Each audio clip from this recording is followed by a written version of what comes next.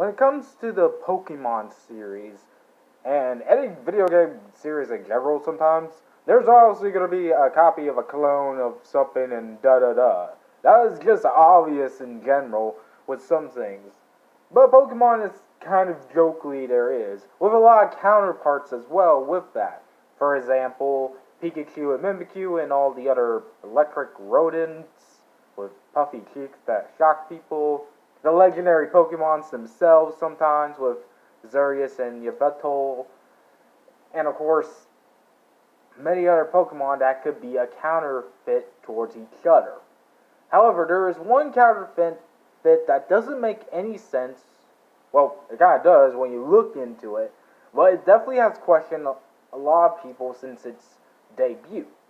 That is, of course, Diancie and Magearna. Now, obviously, the reason for how this all came to be is pretty simple through its story. It's just that a lot of people don't usually talk about this because it has a lot of weirdness to it, considering that we're talking about two fairy types that are actually from different generations. However, believe it or not, this does lead into something very interesting and could tie into something very well. Of course, it's not a full theory, and I have seen already while I was getting the thumbnail for this video, which, by the way, I love the thumbnail for the art because it really is good. I just loved it. I was like, yep, choose that. But I feel like it hasn't been talked about enough because it really is an open and closed case with this one. But it does lead into something that's very fun and interesting. So, yeah. But anyways, let's go ahead, before we do start off, let's talk about what the hell is these two mythical Pokemon is anyways. Let's first talk about the one that many people obviously know by now, especially on my channel, since I make a pun through it through my freaking Poke movies. Of course, Diancie, and the first mythical Pokemon that were introduced in Generation 6. Sorry, I had to really think hard. You know, my favorite generation. And I just did a freaking iceberg of it, believe it or not. Of course, Diancie was first leaked around, I forgot when, but it was down during the time where Pokemon X and Y was getting popular. And of course, there's no doubt that it has been there since. So, let's talk about who Diancie is. Diancie is pretty much a mythical Pokemon who's, as you can tell through its name, because it's literally a pun on the Princess Diane, or I forgot her name, but you all know what the pun is. It's pretty much a Pokemon who is royalty at its best. However, what's interesting is Diancie was born from Carbink, which are the jewel Pokemon that are also Fairy and Rock type, aka its typing, and it said that it goes under mutation, which makes sense. And it says that it's able to create diamonds by carbon, the carbon in the air. And by the way, for those who are confused on why that is the case, that's because, simply put, carbon is actually the element used to make diamonds. And yes, it's also air. Believe it or not, it is really a freaking air. It's a gas element. Of course, it's mainly shows to be very popular in, of course, Kalos region, to the point where it is really a princess and all that. In fact, there's even like a thing in Omega Ruby and Alpha Sapphire when you get Diancie and show it off, many people want to buy it. And of course, it also has this mega form where it turns into a more bigger, fancier princess. And its signature move is known as Diamond Storm, where it used tons of carbon to make diamonds and throw them at Pokemon. That's literally the fact of it. There's nothing much else to say about it, because it really is, and it doesn't have any other true Pokedexes, mainly because obviously, Generation 7 doesn't have anything in da-da. Now, how you contain Diancie is just normal like any other freaking mythical Pokemon around this time, and very much in general, any Pokemon. Of course, I do bring that up because that will play an important role later, but it's definitely very uniquely interesting nonetheless. But it's very much well known. Next up, we get to the obviously its clone and its counterpart, which is Magearna, known as the artificial Pokemon, which makes sense because it's literally a fucking robot. However, unlike most other robots, unless there actually is several in media that gets beyond it, it has the ability Soul Heart because it's actually, well, technically it's possession, really. And the idea is that Magira was built 500 years ago, and pretty much it has a soul heart, which is created by the life energy of Pokemon, which I have talked about a lot on this channel, believe it or not, through GP Reed's story. But if you want to go look at that, I'll have a link down below for, the whole. You know what? I'll actually link down below the Alchemic episode of that to give an idea. But to give a long story short, it's just the life of Pokemon. Hence why it's more like a possession and like a soul into a robot. It's like that. And pretty much due to this, it has the ability to feel others' pain. It's pretty much sympathizes with them, and even though it doesn't speak, and it can't speak, it can definitely emotion now. And plus also a little bit interesting trivia, when you close it, it looks like a freaking Pokeball. Now, as you may have noticed, it has something called the original color Magearna and just normal Magearna. Now, this is actually not even form change, but this was originally the original color for Magearna that wasn't unleashed until Generation 8. But we're not really going to truly talk about all that. But it does make sense since, age and all that. Also, it is worth note that its signature moon is the Fleur Canon, and I think that is also French, and there is a reason for that. But all in all, pretty much standard. Now, what honestly interesting is the reason for this, because at this point you might be wondering, how does Magearna and freaking Diancie connect? Before we do that, I think it's best we explain what is the QR code that was introduced in Pokemon Sun and Moon. So QR code was introduced in Pokemon Sun and Moon, and Ultra Sun and Ultra Moon, mainly Generation 7, that really, if you scanned it, you get the decks of certain Pokemon, but if you also scan it during that time, you'll also get a special Pokemon. In this case, also Magearna, which is probably the only one you can still get. Excuse me, oh boy. And pretty much, this is where something interesting happened, because unlike other Pokemon that you can receive as a gift, this one could be received at the Antique of Ages, which makes sense since it's technically kind of thing. And this is like in the Halua Island, Halua City, in frickin' Pokemon Sun and Moon. Let me see if I can just drag it in. Yeah, here it is. Well, there's no frickin' picture. That sucks.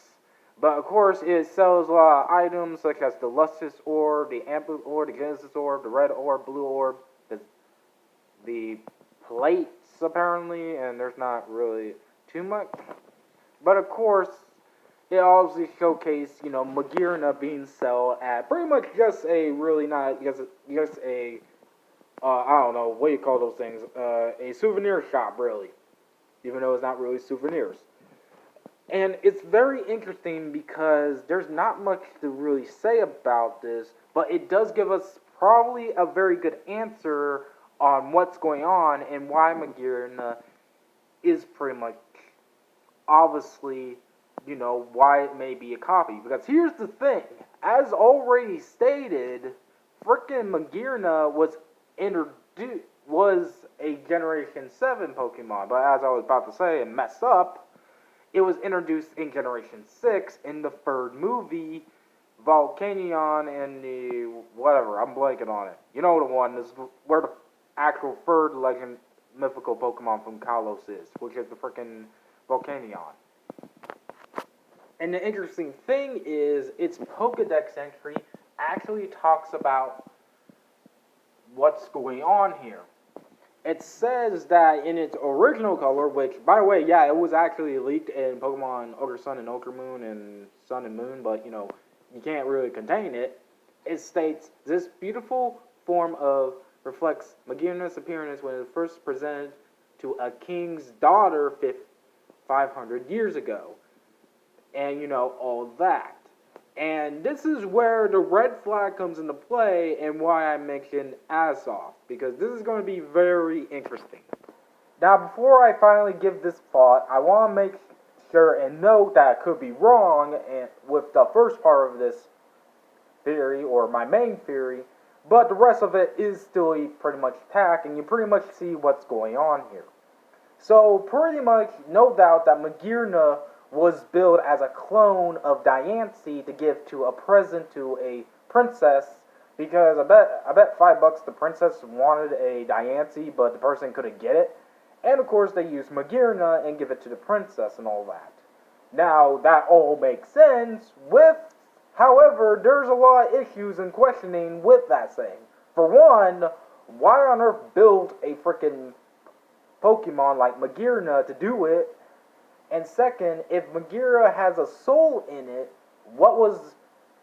is there any dark purpose to it? And actually, possibly is.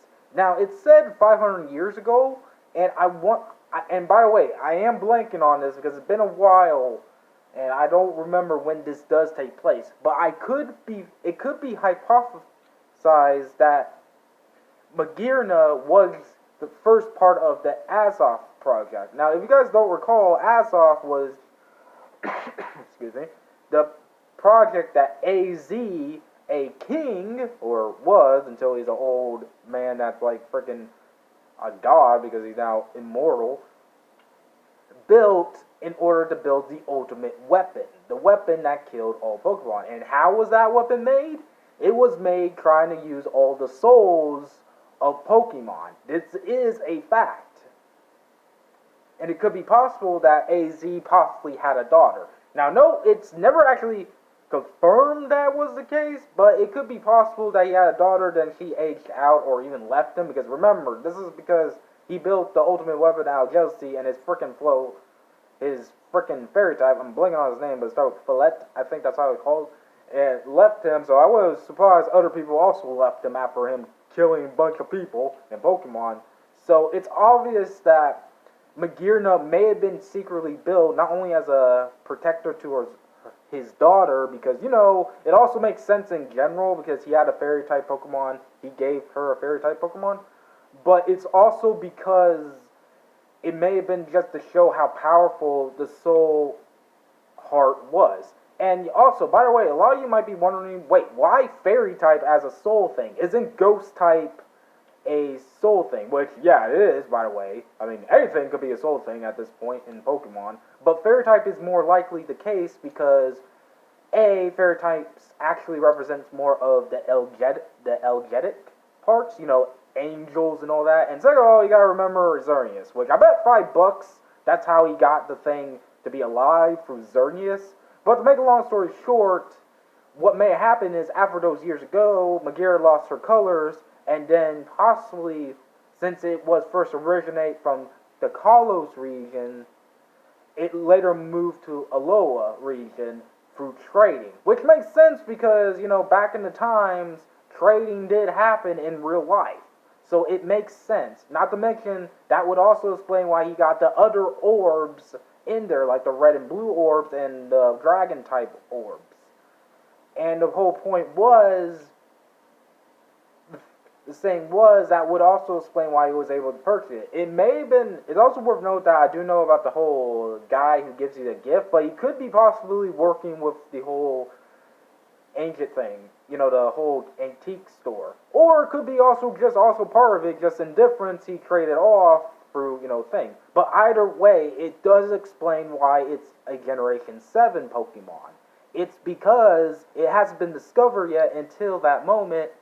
And, let's just be fair, it's also worth note, to be fair, just in realistic, this isn't the first time a Pokemon from a movie from a new generation appeared.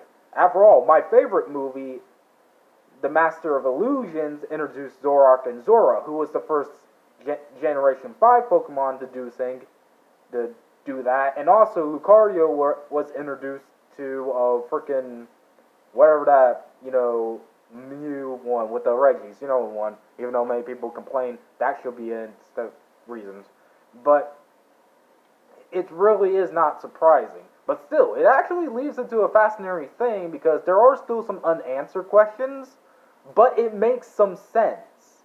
And also, it could be possible that he also could have transferred that energy from Diancie herself, since she too is a fairy type Pokemon. Yeah, this leads into a very interesting, debatable question if fairy type Pokemon represents angels in Pokemon, since dark type Pokemon does tend to frickin' represents frickin' demons. I mean, frickin' Impent Line and Hoopa, for Christ's sake.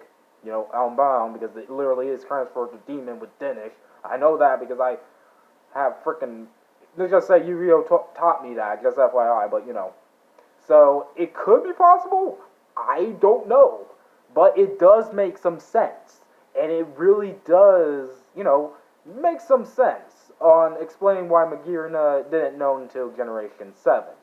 But still, it's a thing to look at. I thought it was a good topic because I don't have anything else to do today for videos. In fact, I gotta figure out what to do for tomorrow because I'm gonna see my mom. But the point is, it's really a fun look at, you know, Magearna and Diancie.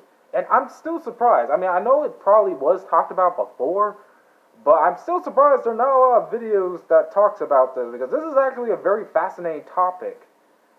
But still, hey, at least we got two princesses in frickin' Pokemon. Which also leads us to this. You thought I was joking, I was not. I use this a lot, by the way, in my Poke movies. Yeah, the porn, but... yeah. Well, at least the internet says something... well, you don't know why. I don't know. Anyway, stop it out of here. Bye.